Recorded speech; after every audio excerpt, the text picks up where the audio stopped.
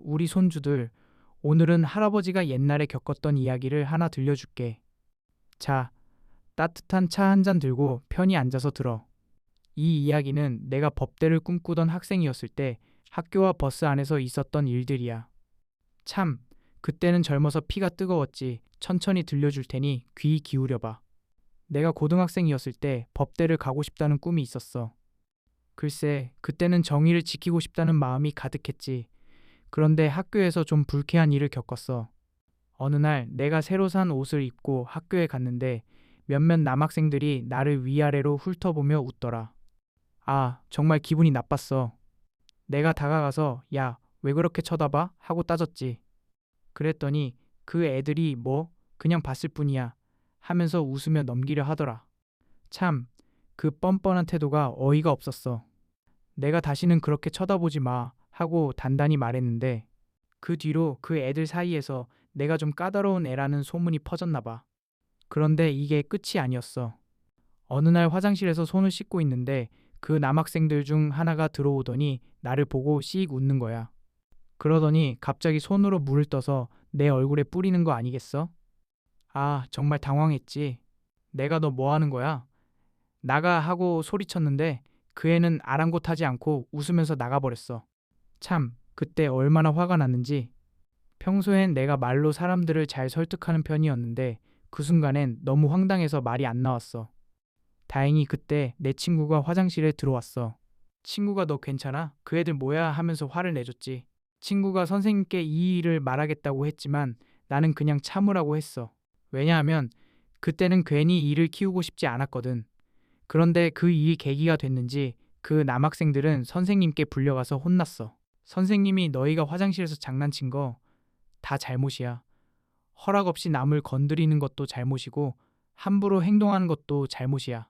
하시면서 단단히 꾸짖으셨어. 그 애들은 한 번만 봐주세요 하며 빌었지만 결국 부모님까지 학교에 불려오셨지. 그 모습을 보니 조금은 통쾌했어. 하지만 한편으론 내가 겪었던 그 수치심이 아직도 기억에 남아. 참, 젊은 시절엔 이런 일들이 마음에 오래 남지. 또 다른 이야기도 하나 들려줄게. 내가 친구 집에 놀러 갔던 날이야. 그 친구 이름은 유리라고 하자. 유리는 참 착한 애였는데 부모님이 늘 바빠서 집에 혼자 있는 날이 많았어. 어느 날 유리네 집에 갔는데 유리 어머님이 직접 만드신 공예품이 집에 가득하더라. 정말 멋졌어. 유리가 우리 엄마가 손재주가 좋아하면서 자랑스럽게 보여줬지. 그런데 그날 유리 어머님이 몸이 좀 아프셨어.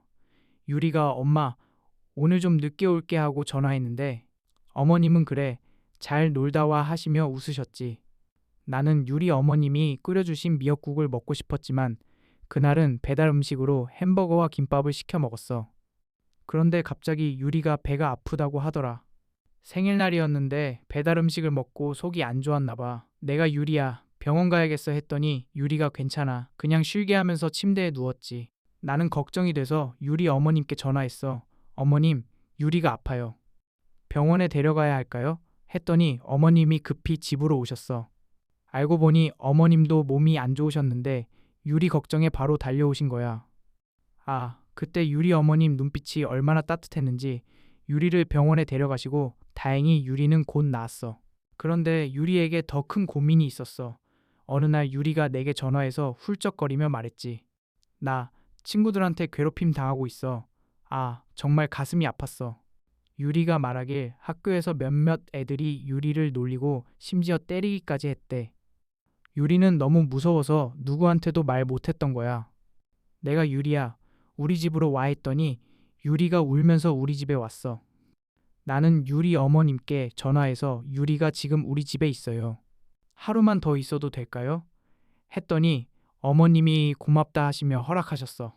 그날 밤 유리 어머님은 유리와 함께 집으로 가셨고 그 뒤로 유리를 괴롭히던 애들 문제를 해결하려고 학교에 말씀하셨어. 참, 부모님의 사랑이란 정말 대단하지. 또 한 가지 기억나는 일이 있어. 어느 날 내가 버스를 타고 가는데 어떤 아주머니가 갑자기 소리를 지르더라. 아가씨, 자리 비켜 하면서 한 젊은 여성을 몰아세웠어. 그 여성은 팔에 깁스를 하고 있었는데 아주머니는 아랑곳하지 않고 계속 소리쳤지. 팔이 아프면 어때? 노약자석이야 하면서 정말 화가 났어. 나는 참을 수가 없어서 아주머니께 다가가 너무 심한 거 아니에요? 저분 팔이 아프시잖아요. 했지. 그랬더니 아주머니가 얼굴이 빨개지며 너 뭐야? 뭘 아는 척이야? 하시더라. 하지만 버스 안 사람들이 나를 거들기 시작했어. 특히 버스 기사님이 아주머니 너무하신다 하시며 나서주셨어. 나는 그때 법대 지망생답게 단호하게 말했어. 아주머니, 이렇게 사람을 함부로 대하면 폭행죄로 신고할 수 있어요. 3년 이하 징역이나 500만 원 이하 벌금이래요. 아, 그때 아주머니 얼굴이 새빨개졌지. 결국 아주머니는 사과하고 조용히 내렸어. 버스 안 사람들이 나를 보며 잘했어 하며 박수를 쳤지. 그 여성은 나한테 고마워요 하며 눈물을 글썽였어. 아, 그때 내가 얼마나 뿌듯했는지. 우리 손주들 이 이야기를 들으며 어떤 생각이 들었을까? 할아버지는 그 시절 정의를 지키고 싶다는 마음으로 살았어.